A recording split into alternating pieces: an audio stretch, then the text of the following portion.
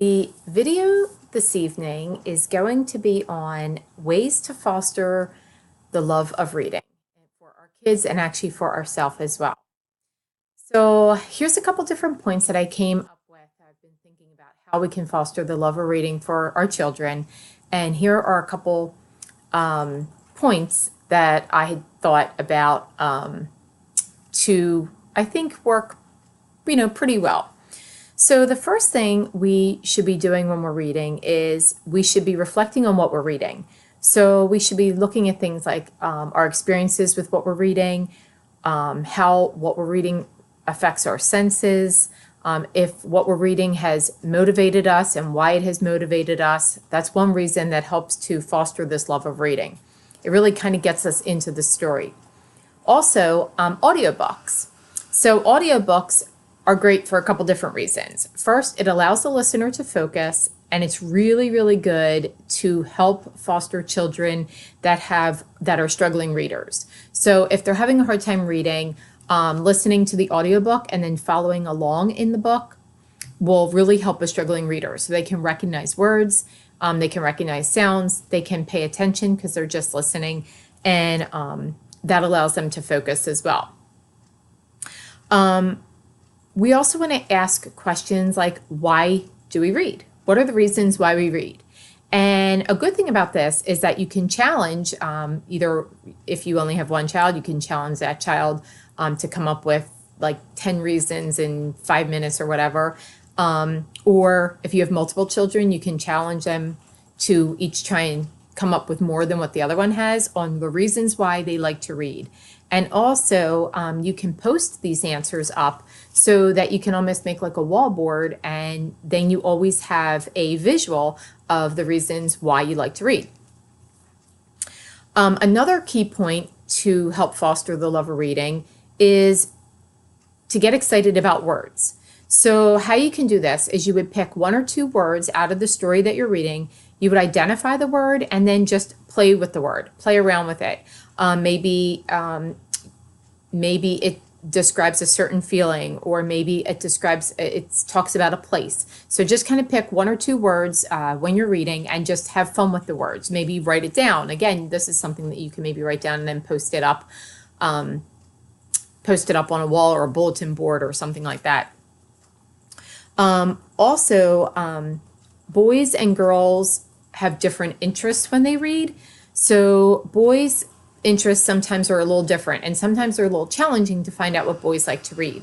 So what you can do is you can pick lots of nonfiction and texts that have practical applications.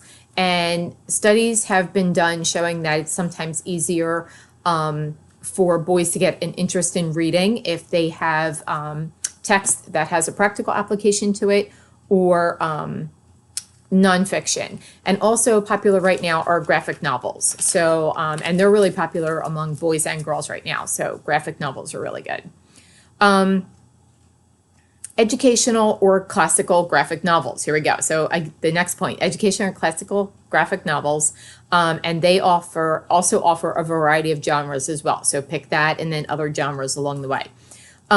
Reading books over and over again. This is an all-time favorite. So it doesn't matter if it's a picture book, if it's a chapter book, if it's a whatever comic book or whatever it is, reading books over and over, especially as they advance as a reader, because a couple of things that you can do is if they read the book, say when they were like 4 or 5, and then they're reading it again at like 8 or 9, you can ask them like, what are the new insights that they've seen in the book now? So they've read it before, and they had an opinion maybe about the book or what they thought about the book. But now that they're older, what are their experiences now?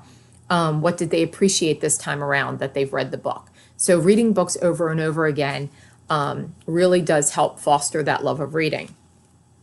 Also, what's really great is to ask their opinions. So children want to feel that they are part of the reading experience. And one way to do that is to find out what their opinions are. What makes them, this also helps make them an active participant. So we definitely want to make sure that we're engaging and we're finding out what their opinions are, what they thought, what they feel, if they would read it again, if they would choose a different topic, just whatever their opinions are about whatever you're reading. Also talk about the story. Some of the ways that we can talk about the story is we can ask about how it's making connection with our child. We can ask about the characters in the story, what's happening in the story. All of this helps us to talk about what's going on in the story. You also want to know where your child's reading level is at. So, and then move forward from there. So if you have a child that's a struggling reader, then start out where your child can feel successful in reading, and then gradually move ahead from there. So if you have a child that's a very strong reader, then you can maybe advance a little bit more and go a little bit quickly through the beginning stages and then move up. But I would still start at those beginning stages and then move according to your child's level of reading.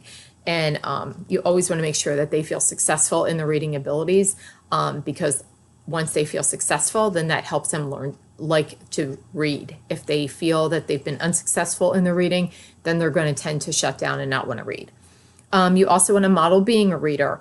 So you want to read in front of your children, talk about how it enriches your life, why you like to read, and the different types of topics that you read. And maybe you read cookbooks to help you prepare dinners or bake cakes, or maybe there's a certain series in a novel that you like to read. So just make it part of conversation in your household.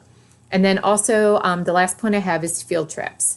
So do things like go to the library, go to the bookstore, just browse the books that are there, look at different sections, maybe sections that you normally wouldn't look at, visit those areas and look at the books there. You can also create like a game, like a treasure hunt, where when you go into the bookstore or the library, you would be looking for a particular type of book and then do like a little treasure hunt.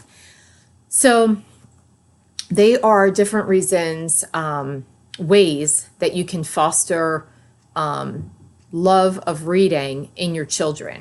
And then there's also books that are out there, different companies that have different type of activities or different levels of books.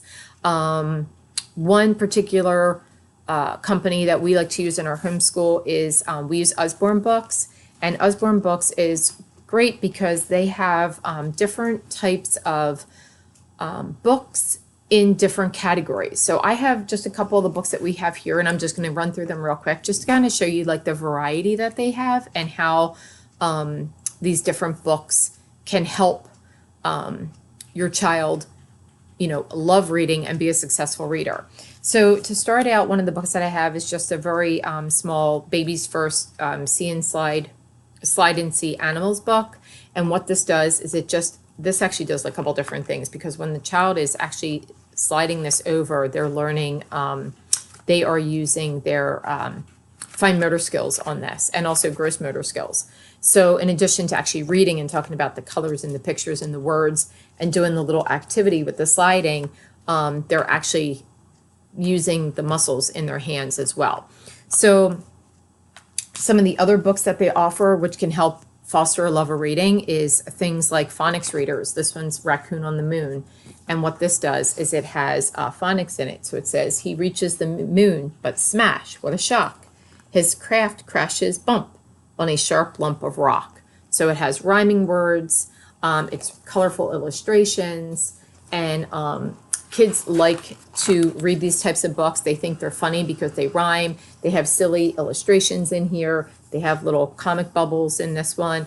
And this is a book that could be read over and over and over again, even though it's a phonics reader and it's primarily for the beginning stages of reading. You can actually use these books throughout, as the child gets older. So that's one.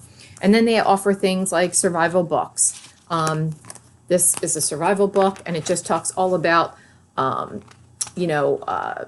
different types of tools you need, different types of survival zones, like in snow and ice, and then how you would handle those types of situations.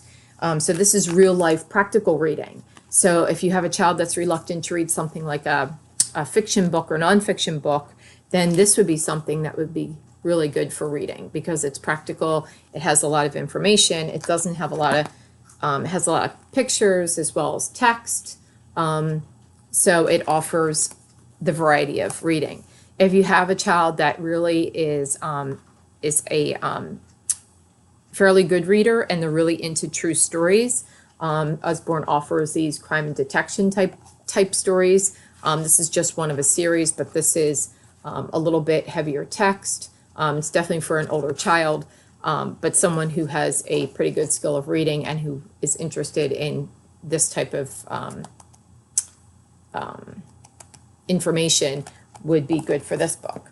And then also we have things like Lift the Flap. This one's questions and answers on art. So it goes in and it asks you different things like, why do paintings have frames? And then you would lift the flap and it would say the support and protect the paintings and also to show them off. So it's a lift the flap and it has all different facts about art. So this is a nice book too to talk about things, in addition to art. It also answers questions like, it gives you like the big question up at the top here, like why? And this is where and when. So it answers different types of questions. The other good thing too, which we can't forget, is things like this type of book. It's inspirational quotes as well as a coloring book. So coloring is really well. Sometimes, a lot of times, students will actually focus better if they're doing something else, whether that be doodling or coloring. So if you're reading a story and your child needs to focus and just needs to do something different while they're focusing, a coloring book is good. This one, they have other ones as well. This one just happens to be an inspirational quotes. And then inside it has coloring pages to color. And then, of course, there is picture books like this, which is called Nibbles. This is a book monster. Nibbles is a book monster. And this particular book also comes with a plush. So there are several books that also have plushes. If you have a child who has an interest and really wants to get into the character of the book, then you could also get the plush that matches the book, and then you could definitely do some creative play with that. And then this particular book is based on Nibbles, and he nibbles different pages in the book. This one has a hole in the page because Nibbles nibbled through this page. They also offer books that are called Secrets of the Sea. This one's called Secrets of the Seashore. It's a shine a light book. So what your child can do is, in addition to telling the story, they can shine a light on the back page, and it shows them different animals that are in the sea. And then they have a couple different varieties of books that are shine the light books. And then last, they also have for a child who's a fairly good reader and also likes to read books that are in a series. One of the series that they offer, this is called The Gateway, and the text in this book looks like this. And this is for, a fairly advanced reader, but then that's also for a child who really likes to read series books. So some children really like to get in and want to start at a series. So basically what you want to do is create a love of learning. I hope you find value in the tips that I have provided. If you have any questions on the particular books that I showed, the Usborne books, please get in touch with me. Usborne is actually offering a special right now where you can receive some free books. So if you have an interest in learning more about how to receive free books for your own home library, contact me and let me know. I hope everyone has a great night, and I hope you found these tips useful. Thank you so much and have a good evening.